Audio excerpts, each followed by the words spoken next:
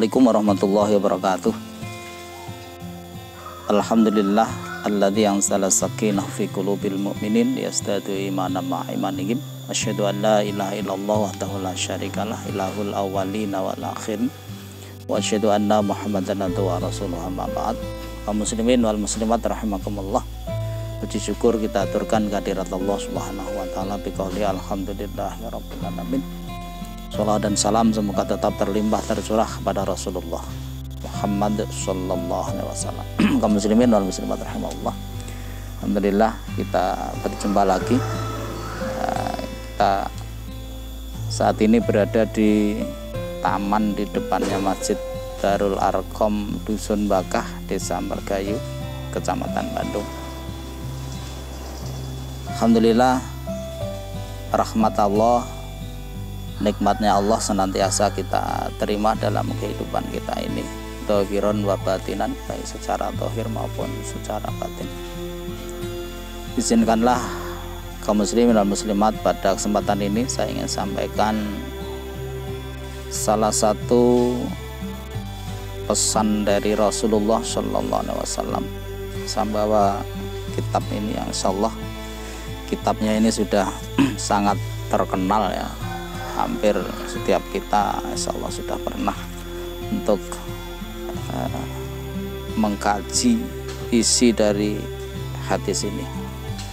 Hadis Arba'in Nawawi, 42 hadis yang merupakan pokok-pokok agama. Saya ingin bacakan sebagai bahan perenungan kita. Hadis yang ke-10. Bismillahirrahmanirrahim. Al-hadisu al-ashiru.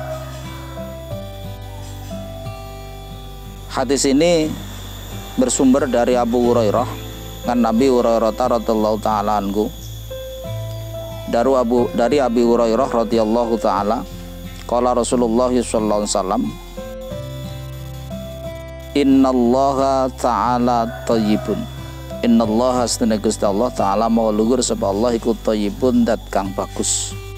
Layak balu ora nampa ora nrimo sapa Allah Gusti Allah illa thayyiban kejaba perkara sing bagus. Jadi Rasulullah menyampaikan bahwa Allah itu adalah zat yang thayyib, zat yang baik, tidak akan pernah menerima sesuatu kecuali sesuatu itu ya thayyib, ya bagus begitu. Wa annallaha lan satune Gusti Allah iku amara perintah sapa Allah al mukminina ing pira-pira wong kang iman bima kelan barang amara kang perintah sapa Allah bi kelawan ma al mursalina ing pira-pira utusannya Allah. Allah Subhanahu wa taala itu memerintahkan kepada orang-orang yang beriman kepada kita ini sebagaimana Allah itu memerintahkan kepada para utusannya Allah. Jadi artinya apa yang diperintahkan Allah kepada kita itu sama dengan yang diperintahkan Allah kepada para rasul sebelum Rasulullah SAW. Faqala mongkonuli dawuh sapa Allah Ta'ala mau luhur sapa Allah, ya ayyuhar rusulu kulu minat thayyibati wa'malu sholihah.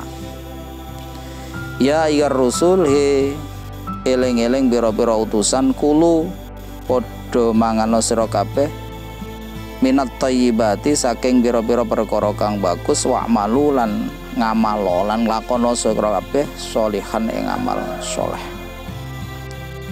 Jadi ada perintah untuk memakan sesuatu yang baik yang dikaitkan dengan wa'malu sholihah, yang dikaitkan dengan perintah untuk berbuat soleh. Jadi berbuat soleh dihubungkan dengan memakan sesuatu yang baik. Wa qala lan dawuh sapa Allah taala maulur sa Allah, ya ayyuhalladzina amanu kulu min thayyibati ma razaqnakum. Ya ayyuhalladzina he eling wong akeh amanu kang padha iman sapa alladzina kulu mangano sira kabeh minat min thayyibati ma saking bagus-baguse panganan atau perkara razaqnakum kang wis paring rezeki sapa ingsun ing sira kabeh.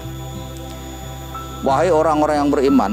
Jadi kemudian Rasulullah juga mensitir ayat Al-Quran di surat yang lain begitu yang menyebutkan ya ayyuhalladzina amanu wahai orang-orang yang beriman, kulu min thayyibati ma razaqnakum, makanlah kamu sekalian itu dari sesuatu yang baik yang telah aku rezekikan, yang telah aku berikan kepada kamu sekalian. Jadi dua ayat ini disitir oleh Rasulullah, disampaikan oleh Rasulullah SAW sebelum Rasulullah menyampaikan sebuah kisah begitu. Dan kisah ini perlu untuk menjadi bahan perenungan kita semuanya, supaya nanti kita tidak terjebak kepada sesuatu yang merugikan kita nanti di hadapan Allah. Tsumma dzakara mongko nuli nutur sapa Rasulullah ar-rajula ing wong lanang yutilu kang dawaake sapa rajul as-safara ing lelungan, asngasa kang dawul-dawul rambuté, akbara kang bawuk wajahe, yamuddu dawaake sapa rajul yadai ing tangan lorone rajul ilas samai maring langit. Kemudian Rasulullah ini menyampaikan sebuah kisah, ada seorang laki-laki yang bepergian jauh begitu, yang kondisinya itu sudah ya seperti kelelahan begitu, seperti orang yang kecapean begitu. Yamuddu yadaihi ilas sama, kemudian Rasul itu menengadahkan tangannya ilas sama, ke langit. Ya Rabb, ya Rabb, ya Rabb. Kemudian dia itu berdoa, ya Allah, ya Rabb, ya Rabb, ya Rabb.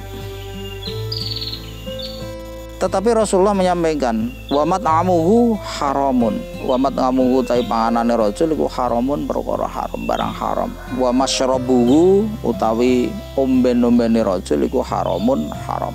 Wa malbasuhu lan penganggone rajul iku haramun, haram. Wa udhiya lan den paringi dia menggunakan segala sesuatu fasilitas di dunia ini bil harami, dengan sesuatu yang haram. Fa anna yustajabu, fa anna kalih kaya apa yustajabu den sembadani dungane sapa lahu rajul, rawahu Muslim.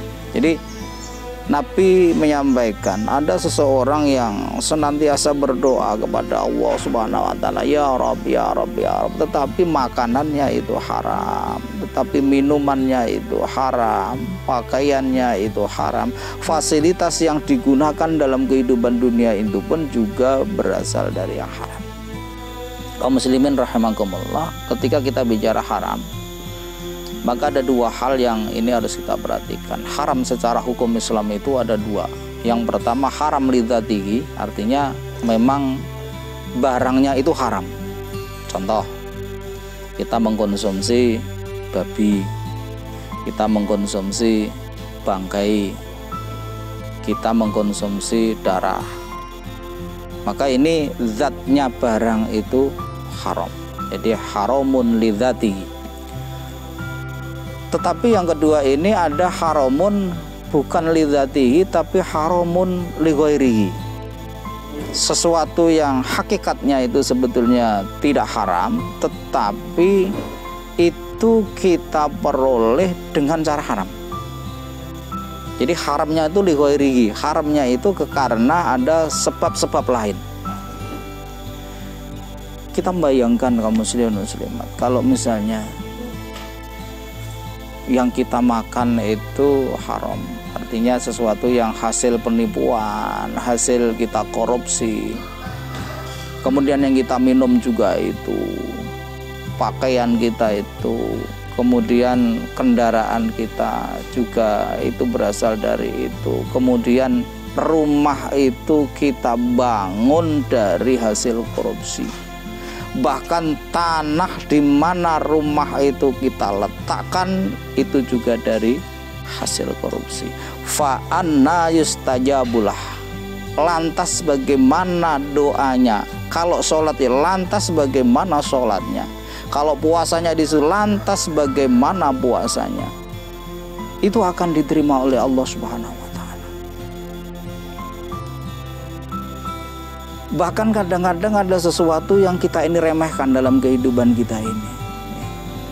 Kita remehkan itu begini, artinya kita ini sedikit-sedikit tidak jujur, kita ini sedikit-sedikit ada penipuan di sana itu. Kita sedikit-sedikit itu ada sesuatu yang kita sendiri itu tidak jelas halal haramnya begitu. Tetapi itu kita miliki, kita pakai, kita makan, kita minum. Kita khawatir dengan itu. Tatkala kita ini berupaya keras untuk beribadah kepada Allah Subhanahu wa Ta'ala, tetapi kita ini yang masuk ke dalam diri kita itu adalah sesuatu yang haram. Bagaimana ibadah kita nanti akan diterima oleh Allah Subhanahu wa Ta'ala? Ini oleh Imam Nawawi diletakkan di dalam Arba'in Nawawi ini karena ini bagian dari pokok-pokok agama. Ini bagian dari sesuatu yang betul-betul harus mendasari kehidupan beragama kita. Karena salah satu prinsip dasar yang harus kita pegangi adalah bahwa setiap kita ini yakin wabil akhirati hum yuqinun, semua kita ini yakin bahwa akhirat itu pasti ada dan bahwa setiap kita nanti pasti akan menghadapi kehidupan akhirat. Bukan saja menghadapi kehidupan akhirat, tetapi kita ini juga harus mempertanggungjawabkan seluruh apa yang kita lakukan dalam kehidupan dunia ini. Kaum muslimin wal muslimat rahimakumullah. Tidak ada kata terlambat bagi kita ini untuk muhasabah binafsih. Tidak ada kata terlambat bagi kita ini untuk introspeksi diri. Allah masih memberi kesempatan kepada kita. Allah masih memberikan waktu kepada kita. Allah masih memberikan kemampuan kepada kita. Ini artinya Allah masih menginginkan kita ini betul-betul kembali kepada Allah dalam kondisi yang baik. Jadi sebetulnya kalau kita melihat di dalam ayat-ayat Al-Quran dan juga hadis Rasulullah, itu Allah itu sudah menyadari bahwa tidak mungkin manusia itu hidup dalam kondisi selalu putih mulai awal sampai akhir. Rasulullah pun juga begitu, artinya tidak pernah menganggap manusia itu akan selalu menjalani kehidupan ini dengan segala kebaikannya, tetapi nyandung perkara sing boten sae, nyandung perkara yang haram itu sangat mungkin terjadi. Oleh karena itu koreksilah diri kita ini sebelum nanti kita akan dikoreksi oleh Allah. Hasibu qabla an tuhasabu. Jadi hitung sendiri, saya juga begitu, panjenengan juga begitu.